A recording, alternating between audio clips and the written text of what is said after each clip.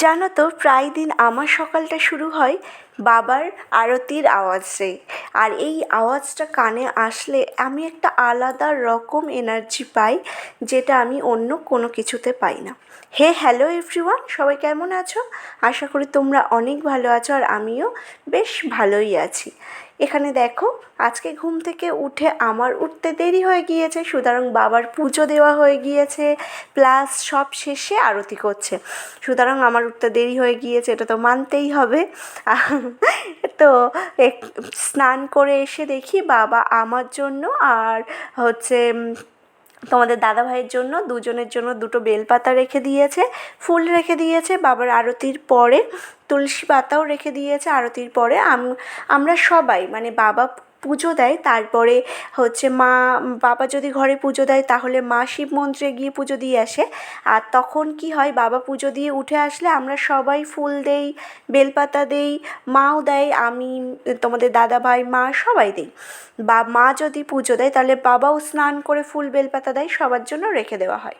তারপরে দেখো পুজো হয়ে গিয়েছে, আর হঠাৎ করেই আমার এত মুড়ির প্রতি ভালোবাসা জেগে উঠেছে। তার কারণ, শরীরটা এতটা পরিমাণে খারাপ হয়ে গিয়েছিল যে ডক্টর বলেছে যে প্রতিদিন সকালবেলা উঠে ব্রেকফাস্টে কোনো কিছু খাওয়ার দরকার নেই, শুধু গুড় দিয়ে জল ভিজিয়ে বা গুড়ের বাতাসা দিয়ে ভিজিয়ে মুড়ি ভিজিয়ে খাবে।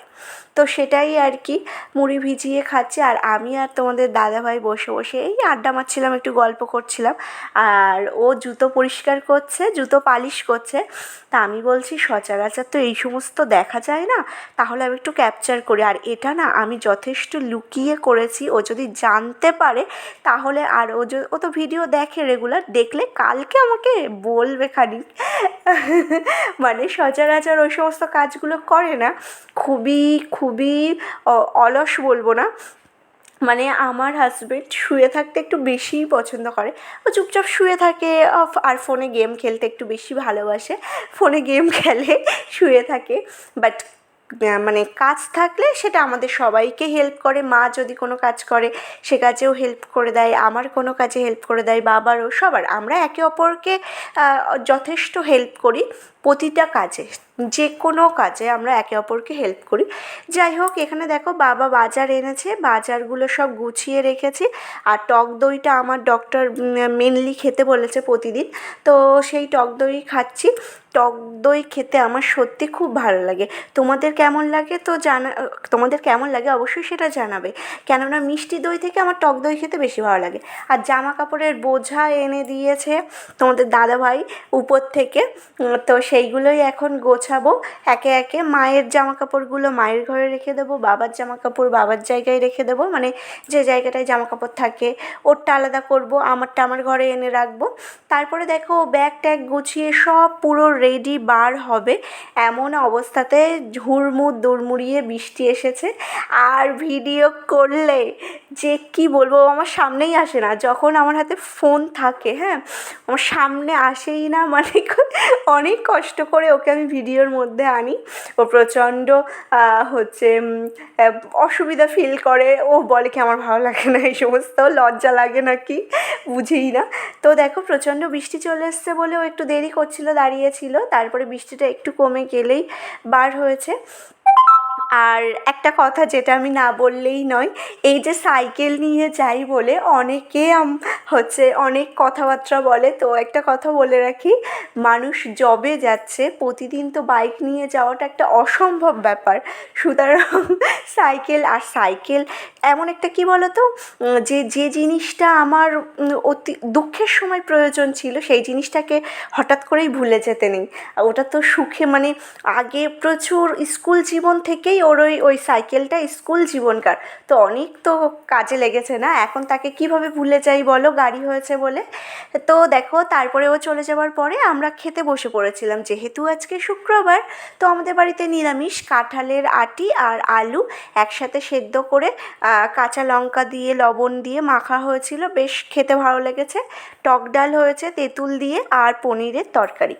এই ছিল আজকের মেনু। খাওয়া দাওয়া করে আমি থালা বাসন মাজতে বসেছি, এমন সময় হুড়মুড় দুড়মুড়িয়ে বৃষ্টি চলে এসছে, থালা বাসন রেখে চলে এসেছি। তার কিছুক্ষণ পরে গিয়ে মা গিয়ে ধুয়ে নিয়েছে, বাবা কল টেনে দিয়েছে। তারপর আমরা সবাই ঘুমিয়ে পড়েছিলাম। ঘুম থেকে উঠে সন্ধেবাতি দিয়ে সবাই একসাথে বসেছিলাম। শুভ সন্ধ্যা সবাইকে। সবাই কেমন আছো বলো, আর অবশ্যই অবশ্যই এটা বলো আমাকে যে আমার ভিডিও কেমন লাগছে। ভালো লাগলে লাইক কমেন্ট করো, সাবস্ক্রাইব করে আমার পাশে থেকো। আমার শরীরটা না এখনও তেমন একটা ভালো হয়ে ওঠেনি। এই পাঁচ দিনের ওষুধ দিয়েছিল, তো 5 দিনের ওষুধ খাওয়ার পরেও যদি দেখি সেম কন্ডিশান, তাহলে একটা বড় ডক্টর দেখাতে হবে, জেনারেল ফিজিশিয়ান একটা ভালো দেখিয়ে নেব। এখন জানি না হঠাৎ করে কিসে কি হয়ে গেল, কিভাবে, সেটা আমি নিজেও বলতে পারছি না, আর আমার বাড়ির লোকও বলতে পারছে না।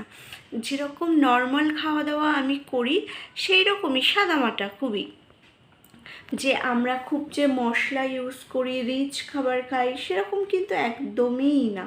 যেমন আজকে তরকারিতে আদাটুকুও দেওয়া হয়নি, শুধু লবণ আর হলুদ। এবার তারপরেও যে এটা কীভাবে হয়ে গেল, যতদূর ডক্টর একটা আন্দাজ করছে, যে আমি সোমবার করেছিলাম, সোমবারে ফল খাওয়া হয়েছে, মিষ্টি খাওয়া হয়েছে, ছোলা বাদাম প্লাস হচ্ছে মালসার ভোগ, ওইগুলোর জন্যই হয়তো একটু সমস্যাটা হয়েছে। এবার আমার এতটা পেন আমার জীবনে কোনো দিন হয়নি, এই ফার্স্ট টাইম আমার এরকম যন্ত্রণা আমি ভোগ করেছি। একেবারে 2 হাতে 2টো ইঞ্জেকশন এসে দিয়ে দিল। এখন হাতটা ব্যথা হয়ে আছে। একটু বরফ ধরতে বলেছিল, বরফ ধরছি রেগুলার, দেখা যাক কী হয়। আর তারপরেও না মাঝে সাঝে এখনও ব্যথাটা হয়ে হয়ে উঠছে, মানে থেকে অনেকক্ষণ পর হঠাৎ একটু ব্যথা করে উঠলো এরকম। এবার তোমাদের দাদাভাই কালকে বলল যে দেখো ওষুধগুলো শেষ হোক, ওষুধ শেষ হয়ে যাওয়ার পরেও যদি এরকম মাঝে সাঝে হতে থাকে 1-2 দিন দেখো, তাহলে আমরা একটা ডক্টরকে দেখিয়ে নেব। আমি বললাম ঠিক আছে। কালকে একটু মামার বাড়ি যাওয়ার প্ল্যান আছে। কেন বলো তো, ওই ধামে গিয়েছিলাম, তো ধামে গেলে মা আমাদের গাছের কলা নিয়ে এসেছিল। এবার বাবা হচ্ছে সব বন্ধুরা ছিল, আর ধামে অনেক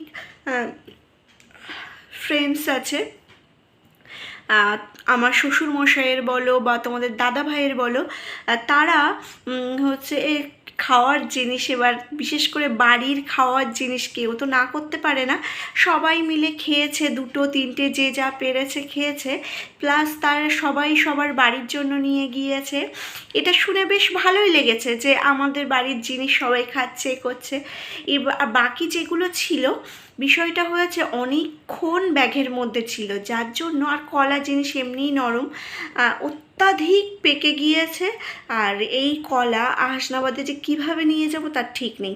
মা বলেছিল একটু ওই বাড়িতে আর কি দিতে, তাই ঠিক করেছি যে একটু কলার বড়া করে নেব। মানে একেবারে অত্যাধিক পেকে গিয়েছে, ওইভাবে নিয়ে যাওয়া যাবে না, সুতরাং কলার বড়া করলে তারাও হচ্ছে, ওই বাড়ি ফ্রিজ আছে, অতটা প্রবলেম হবে না, একটু রেখে রেখে খেতে পারবে, আর ওটা আরও টেস্টিও হবে। সেই জন্যই আর কি কালকে একটু কলার বড়া করব। আজকে করব ঠিক করেছিলাম, তা আজকে তো আর যাবো না, সেই জন্য কালকে করব দুপুরবেলা রান্নার পরে। তারপরে তোমাদের দাদাভাই আসবে 4টে নাগাদ, ও আসবে, তারপরে তখন যাব। মানে ও আসার পরপরই যাব না, ও এসে খেয়ে দিয়ে রেস্ট নেবে, তারপরে ঘুম থেকে উঠে এই সন্ধে নাগাদ যাব, একটু দেখা করে আসবো সবার সাথে। আর দিদাটা একা থাকে তো একটু মনটা খারাপ হয়ে যায়। আর সবচেয়ে বড় কথা হচ্ছে মামার বাড়িটা কাছে আছে, আমার বাড়ি তো বাপের বাড়ি অনেক দূর, বাপের বাড়ি তো যাওয়াই হয় না, 9 মাস 6 মাসে একবার হয়তো যাওয়া হয়। সেই আমি গিয়েছিলাম, লাস্ট গিয়েছিলাম ভোট দিতে, তারপরে আর আমার যাওয়া হয়নি। আর তোমাদের দাদাভাই গিয়েছিল অষ্টমঙ্গলায়, তারপর থেকে যাইনি। তো সামনে একটা প্ল্যানিং হচ্ছে, এখন জানি না কতটা কি হয়, যেহেতু ভবিষ্যৎ তো বলা যায় না কি হবে না হবে, সেই জন্য। তবে একটা যাওয়ার ইচ্ছা আছে। জামাই ষষ্ঠীতেও আমি যেতে পারিনি, প্রথম বছর জামাই ষষ্ঠী, তারপরেও যেতে পারিনি। তার কারণ হচ্ছে এই ওর ইয়োগা দিবসের জন্য ওকে পাঠিয়ে দিয়েছিল হচ্ছে প্রতিটা থানা থেকে 2-3 জন করে পাঠিয়েছিল, যাদের নাম এসেছিল তারা সবাই গিয়েছে। সুতরাং ও তো ডিনাই করতে পারছে না, ওরও নাম এসেছিল, ওরও যেতে হয়েছে, যার জন্য আমি আর যেতে পারিনি। আমি একা গেলেও হতো, বাট আমার একটা যেন অতটা ভালো লাগেনি যে জামাই ষষ্ঠী যার যার উদ্দেশ্যে অনুষ্ঠান সেই যদি না যায়, তাহলে আমি একা গিয়ে আরও প্রশ্নের হচ্ছে জর্জরিত হয়ে যেতে হবে। প্রতিটা মানুষের কাছে প্রশ্নের উত্তর দিতে হবে যে কেন আসিনি, কি আর এক কথা কতবারই বা বলবো। আর বিষয়টা কেমন একটা অতটা পছন্দ হয়নি বলে আমি যাইনি, তা নাহলে আমার মা অনেকবারই বলেছিল যে তাহলে তুই আয়, জামাই আসতে পারছে না তো কী হয়েছে, তুই চলে আয়। বাট আমার যাওয়া হয়নি। এখন দেখি সামনে দিন আসুক, যাব। তো তোমরা সবাই ভালো থেকো, সুস্থ থেকো। আজকের ভিডিও এখানেই শেষ করছি। দেখা হচ্ছে একটা নেক্সট ভিডিওতে। টাটা সবাইকে।